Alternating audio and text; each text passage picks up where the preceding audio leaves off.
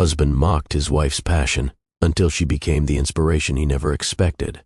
Before we dive into today's story, make sure to hit that subscribe button and give this video a thumbs up. If you walked into the Bennett's home on a Sunday morning, you'd smell freshly brewed coffee, hear a distant hum of the washing machine, and probably catch a glimpse of Claire sitting at the dining table with her sketchpad. Her fingers always carried faint streaks of charcoal or dried paint, like quiet battle scars of her passion. And across from her, usually buried in spreadsheets or LinkedIn updates, was Marcus. Marcus Bennett wasn't a cruel man, just practical, focused, a numbers guy. He believed in order, strategy, and efficiency. And while he loved his wife, there was one thing about her he just didn't understand: her relentless dedication to painting. "You know, Claire," he said one morning, sipping his coffee with that smug grin he didn't know was condescending, "and I saw a job listing at the marketing firm next to my office. They're hiring project assistants. Might be a good change from sketching trees and sad women in bathtubs." Claire didn't look up from her sketchpad. She was shading in the corner of a face, soft eyes, broken expression. "And her name's Elise. And she's not sad. She's waiting." Marcus chuckled, then leaned over to peer at her work. "Babe, come on. You've got a business degree. Why waste all this time waiting for some magical art fairy to discover you? Let's be real. You don't get a 401k with acrylics." She paused her pencil. "It's not about a 401k. It's about—" I know. Expression, meaning, purpose. But that doesn't pay the mortgage." Claire swallowed hard, set her pencil down, and stood. "And I'll start lunch." That was always her escape. Food, chopping vegetables, stirring soup, baking. Cooking gave her control when the world around her, especially Marcus, made her feel like she was constantly being talked out of her own worth. The truth was, Claire had been painting long before she met Marcus. In fact, it was her art exhibit at a local coffee shop that caught his attention. He'd walked in, all pressed shirt and confidence, and bought her painting of an old man holding a bird cage. "And it looks like he's trapped by his own freedom," he'd said. She smiled that night, thought she'd found someone who saw her.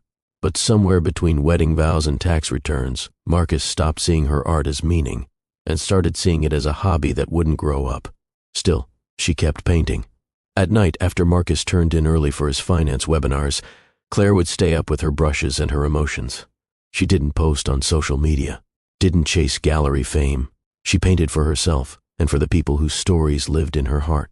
Then came the Community Arts Festival flyer in the mail. A friend from her pottery class had signed her up without asking. "It'll be good for you, Claire. People need to see your work." Marcus wasn't thrilled. "Claire, be honest, what are you expecting from this festival? A line of art dealers? A Netflix documentary? Come on, babe. It's just going to be soccer moms and free wine." She forced a laugh, but her heart sank. "And maybe I just want to see if anyone connects with what I do." He shrugged. "Suit yourself. Just don't get disappointed when no one stops at your table." And with that, he left the room. That night, Claire sat in her studio corner, staring at a blank canvas. But the brush felt heavier than usual. His words had crawled into her chest and started building walls around her belief. "Still," she began. She painted a woman standing in a downpour, arms outstretched, not to shield herself but to feel it all. A quiet rebellion against the silence she'd been swallowing for too long. 2 weeks later, the morning of the festival arrived. Claire packed her paintings into the car, carefully wrapping each one in old sheets, and drove to the local park. Her table was tucked between a candle vendor and a man selling wood carvings. She arranged her canvases, smoothed her sign, and sat quietly as families wandered by. Marcus didn't come. He had a networking brunch. For the first hour, hardly anyone stopped. Then, a young girl in a wheelchair rolled up, her mother beside her. The girl pointed to Claire's painting of a boy sitting beside a glowing window. "What's he waiting for?" she asked softly. Claire knelt down beside her. What do you think?" The girl smiled. "Maybe. He's waiting for someone to believe in him." Claire felt tears sting her eyes. That's exactly it. More people came. A teenager asked about a painting of a cracked vase spilling light. A retired nurse bought the rain-drenched woman. One by one, strangers connected with her work, not because it was polished, but because it was honest. By afternoon, half her paintings were gone. And then, someone tapped her shoulder. A middle-aged man with a lanyard, clipboard in hand. And I I'm from the Downtown Gallery Collective. We're curating a showcase of local talent next month. I'd love to talk with you about featuring your work. Claire blinked, heart thumping. Are you serious? He smiled, dead serious. You have something real. As he walked away, Claire sat down slowly. Her hands trembled. She glanced at her table, at the gaps where paintings once sat, and for the first time in a long while, she didn't feel invisible. That evening, Claire returned home, paintings gone, eyes bright, soul on fire. Marcus was on the couch, phone in hand. He didn't look up. Hey, how was the Soccer Mom Art Fest? Claire dropped the gallery flyer on the coffee table without a word. He glanced at it, paused. Gallery? Wait, they want to feature you? She nodded, but her voice was calm. Different. Yeah, turns out, people saw something in me you didn't. She walked to the bedroom, her back straight. Marcus sat there, staring at the paper, suddenly for the first time in years, seeing something he never expected. Her. Something shifted that night. Not in the loud, explosive way that storms announce themselves, but in the subtle, unnerving silence that follows just before they arrive. Claire moved differently after the festival, not with arrogance or defiance, but with the quiet confidence of someone who had stopped asking for permission to be herself. She cooked less, painted more. She didn't rush to fill silences or smooth over Marcus's passive digs. She simply let them hang in the air, untouched. And Marcus noticed. He noticed when she came home late from meetings at the gallery. He noticed when she stopped asking for his opinion about her pieces. He noticed when she no longer needed him to validate her. And it bothered him more than he could admit. So this gallery thing, he asked one evening over takeout, how long is it going to last? I mean, is there money in it? Claire didn't look up from her food. It's not about money. He gave a short laugh. Easy to say when someone else is paying the bills. Her fork froze midair. She set it down gently. And no, I never complain about your job, or how you bury yourself in work, or how we haven't gone on a real date in, what, a year? Marcus shifted uncomfortably. That's not fair. Isn't it? He opened his mouth to argue but found no words. Just defensiveness curling in his chest. Claire got up, carried her plate to the sink and said quietly, the opening's next Friday, you can come, or not. It's up to you. She left the room, leaving Marcus alone with his untouched noodles and his bruised pride. At work, Marcus couldn't focus. His coworkers talked about stocks and expansion strategies, but his mind kept drifting to the gallery flyer, still sitting under a coffee mug at home. He wasn't sure what unsettled him more, Claire's success or the realization that he hadn't been a part of it. For years, she'd looked to him for everything, guidance, approval, even direction. But now, she seemed complete on her own. He resented that. But under the resentment was something harder to face, guilt. He remembered when they first moved into their home. Claire had picked the smallest room for her studio, saying, I don't need much space, just a little corner to dream. And he let her, never offering more, never encouraging her to make it bigger. He thought of all the nights she stayed up painting alone while he rolled over, uninterested. All the times he called it our little hobby. And now suddenly the world saw her, not as a side act, not as his wife, but as an artist, and that truth stung. The following Friday arrived faster than expected. Claire spent the day setting up her section of the gallery. It was a modest space, but under soft lights her paintings breathed. Each canvas told a story: grief, growth, freedom, silence, rebirth. Visitors began to gather, sipping wine, murmuring softly, drawn in by the raw emotion that bled from every stroke. Claire stood in the corner, watching them. Her heart wasn't racing, it was steady. This was where she was meant to be. Back home, Marcus stood in front of his closet, holding a blazer. He didn't know why he felt so nervous. Maybe because deep down, he feared he'd become a spectator in his own wife's life. He showed up just as the speeches were wrapping up. The room was packed. The hum of conversations, the clinking of glasses, the buzz of admiration, it all felt foreign. And then he saw her. Claire stood beside her painting of the rain-drenched woman, smiling gently as a man in a sharp coat shook her hand. Marcus felt something strange in his chest. Pride, maybe. Or was it shame? He walked over. Claire turned, eyes widening slightly. And you came. Yeah, he said. She couldn't miss this. She nodded once, then turned back to the couple she'd been speaking with. He stood awkwardly beside her, unsure what to say. A woman approached, middle-aged, soft-spoken, her eyes brimming with tears. She pointed to a painting of a mother holding a child behind a glass wall. "Did you paint this after losing someone?" she asked Claire. Claire looked at the woman, then the painting. "So no, but I painted it after visiting a friend in hospice. She couldn't hold her daughter anymore. Only see her through a window." The woman's voice cracked. "But my sister passed last year. This is what it felt like." Claire reached out, gently touched her arm. "And I'm sorry. And I'm honored that it means something to you." The woman nodded, then walked away quietly. Marcus swallowed hard. He'd never seen this side of Claire, so present, so deeply connected to strangers through something he used to dismiss as nothing more than paint on canvas. And that realization, it made him feel very small.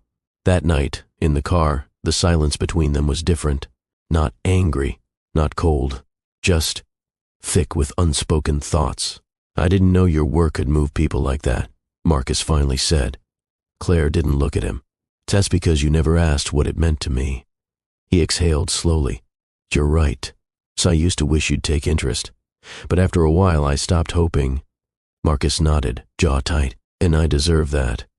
She turned to him. Her voice was calm, but resolute. "You don't have to love art. But you don't get to mock what you don't understand. Not anymore." He looked at her, really looked, and for the first time in years saw the woman he'd married not as someone who needed fixing, but someone he'd failed to protect from his own narrow view. "I'm sorry, Claire." She gave a soft nod. "Thank you." He drove the rest of the way in silence. As she stared out the window, unsure if this moment was the start of something new, or the acknowledgement of something broken, the days after the gallery show felt like a strange pause between chapters. Claire's phone buzzed more than usual. Messages from the gallery, offers for commissions, emails from people who had seen her work and wanted to know more. For the first time, her name was being spoken outside their home, and not just as a Marcus Bennett's wife.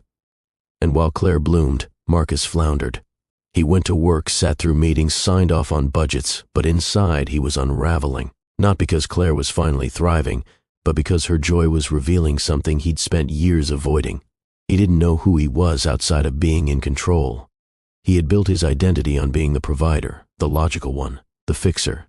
He believed that love meant guidance, that support looked like steering her away from uncertainty.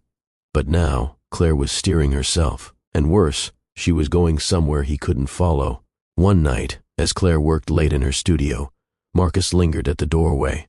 He watched her from behind, the way her hand moved so deliberately over the canvas, the soft hum of a song under her breath, the faint smell of paint and lavender.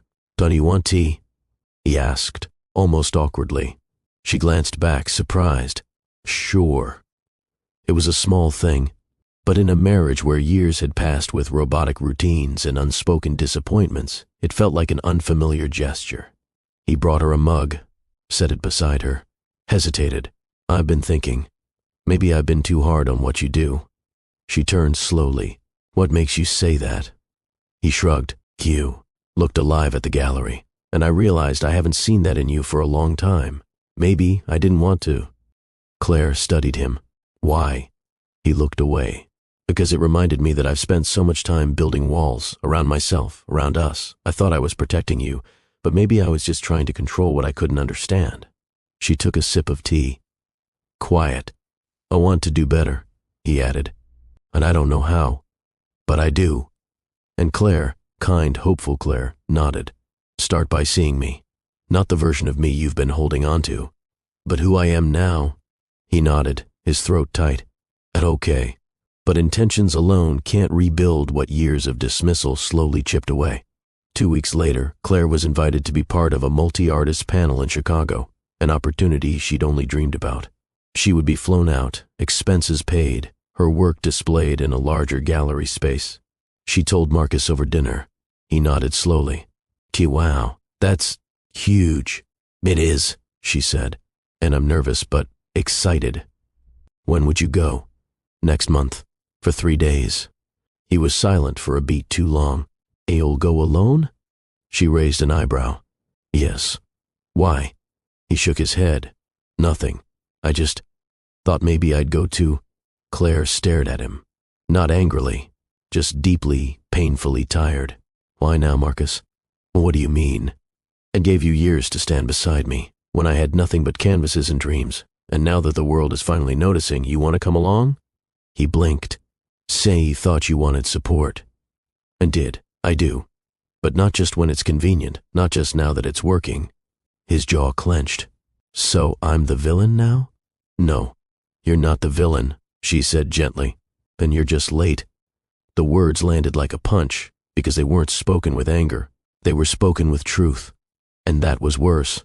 That night, Marcus couldn't sleep. He sat in the living room, flipping through one of Claire's old sketchbooks. Inside were pages and pages of faces, some joyful, some broken, all deeply human. He recognized one that looked vaguely like him. Younger, softer, happier. On the bottom corner, in small handwriting, "I used to see me." It broke something in him. He finally understood. Claire hadn't just felt unseen. She'd felt forgotten. He thought about how many times she sat across from him, eager to show him a new piece, only for him to respond with silence or sarcasm. How many nights she ached for connection, while he closed himself off in the name of practicality. And now that she was rising, she didn't need him the way she used to. He had mocked her passion because he feared her freedom. And now, he feared losing her entirely. The next morning he called in sick, something he hadn't done in years. He spent the day quietly cleaning the guest room, clearing it out, setting up better lighting, even building a shelf for her brushes. He bought a new chair, rearranged the space, laid a rug down. When Claire came home, he led her upstairs. "What is this?" she asked softly.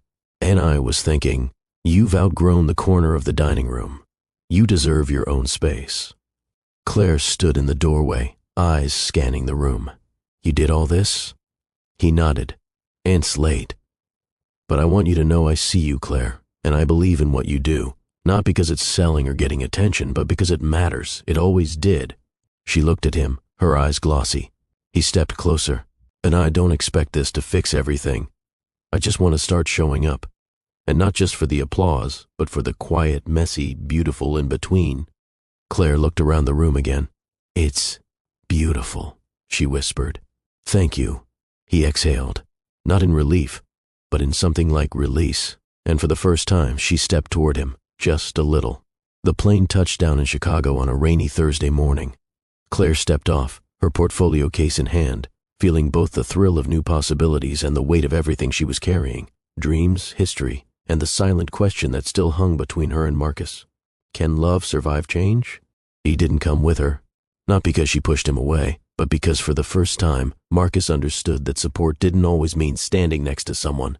Sometimes it meant stepping back so they could shine without a shadow. The panel went better than Claire could have hoped. She sat beside two well-known artists, women she'd once only followed on social media, talking not just about technique but about pain, healing, resilience. Her voice trembled at first, but as she spoke about her early years, about creating in silence, about how she had to paint even when no one was looking, she found her rhythm. People listened, and more than that, they felt her. Afterward, a young woman approached her, eyes red from crying.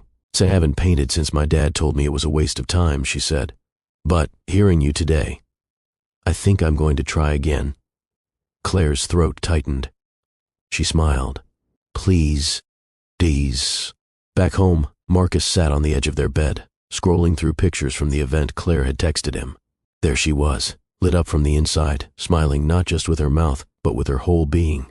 She had come alive without him, and instead of feeling left behind, he felt humbled, inspired even. He looked around their quiet home, then down at his hands. For so long, he thought Claire needed him to lead, but now he realized, maybe he had needed her to teach him how to feel. He stood up, walked into her new studio, and stared at the blank canvas she had left behind. Then quietly, he sat down and picked up a pencil, not to draw something perfect, not to prove anything, but to try and understand what it meant to begin again. Claire returned late Sunday night. The house smelled like cinnamon. There were fresh flowers on the kitchen table, her favorite, lilacs, and a note in Marcus's familiar handwriting. "Welcome home. I made something for you. It's in the studio." She blinked, heart fluttering.